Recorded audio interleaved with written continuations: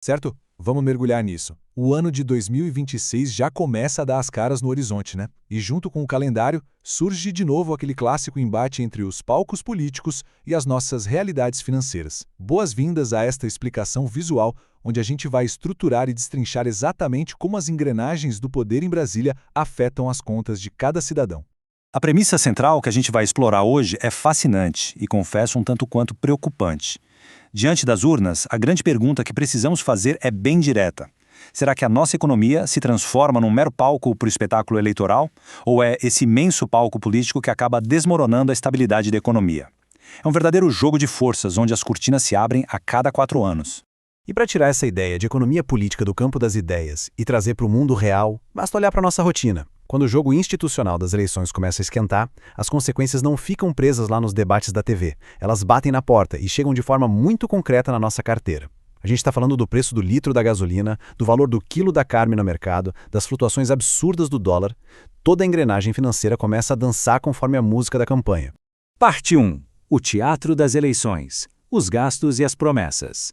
Isso ilustra brilhantemente o conceito acadêmico por trás dessa mudança repentina no comportamento do país, o que chamamos de ciclo político orçamentário. Em termos práticos, é aquela velha tática mágica e institucional de acelerar o ritmo de obras públicas de uma hora para outra, inaugurar projetos que muitas vezes nem foram concluídos de verdade e liberar um monte de orçamentos e emendas exatamente no ano da eleição. A lógica por trás disso é muito simples. Gasta-se hoje para gerar um impacto visual imediato e a fatura bilionária, essa é empurrada estrategicamente para o ano seguinte, não importa quem ganha a eleição. Vamos para a parte 2, dinheiro público em festa. A aceleração financeira na caça aos votos. Olha bem para esse número, 8%. Historicamente, desde a nossa redemocratização, o gasto público federal sofre uma distorção gigantesca. Ele cresce, em média, 8% a mais em anos eleitorais, se a gente comparar com os anos normais.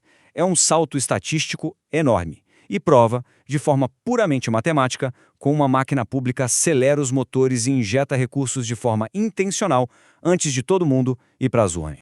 E como que essa dinheirama extra é justificada e distribuída? Geralmente, através de algumas ferramentas clássicas.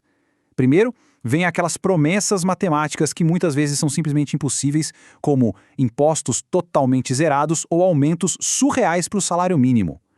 Ao mesmo tempo, entram os estímulos artificiais, auxílios turbinados de última hora, pacotes de perdão de dívidas. É uma injeção na veia, um estímulo de curtíssimo prazo que até funciona para animar a economia no momento. Mas, como era de se esperar, o efeito colateral dessa festa chega forte no pós-urna. A conta se transforma numa inflação pesada para todo mundo meses depois. Parte 3. O mercado reage ao medo. Matemática e tensão financeira. Agora, o que é realmente interessante nesse cenário é a velocidade da reação. O mercado financeiro é, por natureza, um ambiente altamente ansioso. Essa ansiedade frente aos discursos radicais de campanha é tão grande que uma simples fala de um candidato num domingo sobre taxar dividendos, intervir numa estatal ou furar o teto de gastos pode fazer a Bolsa de Valores despencar 3% logo na abertura da segunda-feira em questão de 10 minutinhos. Literalmente. É o reflexo imediato do medo traduzido em números. E aqui a gente vê o famoso fenômeno do dólar eleitoral. O capital estrangeiro detesta incertezas, e os números não mentem. Repara nesse salto idêntico de 12% na cotação do dólar. Ele aconteceu de forma cirúrgica nos exatos 3 meses que antecederam o primeiro turno, tanto nas eleições de 2018 quanto nas de 2022. Quando o risco não é claro e as coisas ficam turvas, a proteção sempre vem na forma de moeda forte.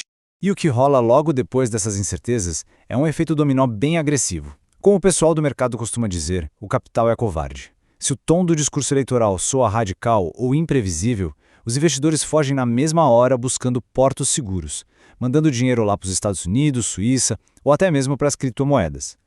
E o problema maior é que quem sofre com essa fuga de capital são as empresas locais aqui no Brasil que perdem subitamente o acesso a crédito barato para rodar o negócio. Ao mesmo tempo, cria-se um baita cabo de guerra institucional. De um lado, o governo pressionando por juros baixos para simular um crescimento irreal e ganhar popularidade.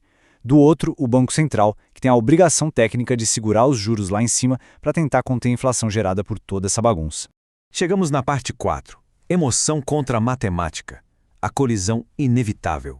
Então, o ponto crucial é a gente absorver o peso dessa frase aqui. O povo vota com emoção, o mercado reage com matemática. Quero que isso fique bem claro, porque resume de forma perfeita a dinâmica que rola nos bastidores do nosso país a cada ciclo eleitoral. É literalmente a pedra fundamental para entender por que as coisas acabam saindo dos trilhos de vez em quando. Fica super claro como essas duas forças vivem em universos completamente isolados. De um lado, a gente tem o palco político. Lá as decisões são super-humanas, baseadas em identidade, na esperança de um futuro melhor, às vezes num sentimento de raiva e naquele apelo irresistível ao coração. Do outro lado, repousa a frieza do mercado. Sistemas e algoritmos que não têm ideologia nenhuma, não ligam para a propaganda e simplesmente calculam o preço do risco. Eles exigem estabilidade, exigem previsibilidade. São linguagens que simplesmente não batem. Ninguém vai para frente da urna com uma calculadora na mão e o mercado com certeza não opera na base do afeto. E isso nos traz para a nossa parte final. A conta sempre chega. A realidade do pós-urna. Vamos avançar e ver como isso se constrói na prática, acompanhando essa linha do tempo. Tudo começa no ponto 1, o auge da campanha, que é recheado daquelas promessas grandiosas e de uma injeção artificial de gastos na economia. Depois, a gente chega no ponto 2, o momento da urna, onde o voto é validado e depositado num momento de pura emoção. E por fim, o ponto 3, aquele fatídico mês de janeiro do ano seguinte. É aí que as cortinas do teatro se fecham e a gente tem um choque frontal com a realidade matemática, trazendo toda aquela dura ressaca desse ciclo orçamentário. O que nos obriga a constatar, de maneira bem sóbria, o seguinte: durante a eleição, a verdade econômica perde espaço para a propaganda.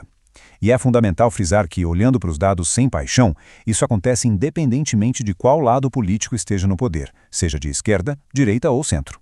O jogo institucional é igualzinho.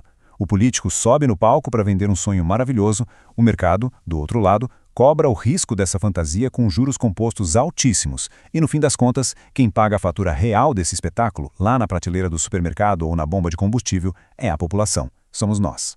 Para a gente fechar o raciocínio de hoje e olhar para o futuro, eu quero deixar no ar uma provocação. E se o nosso voto tivesse os 10% a mais de matemática e um pouquinho menos de emoção? Como que uma simples mudança de comportamento e de critério na hora de escolher poderia transformar ou até mesmo desmontar por completo esse teatro econômico que insiste em se repetir? É uma reflexão que vale muito a pena levar para o dia a dia. Muito obrigado por acompanhar essa explicação hoje.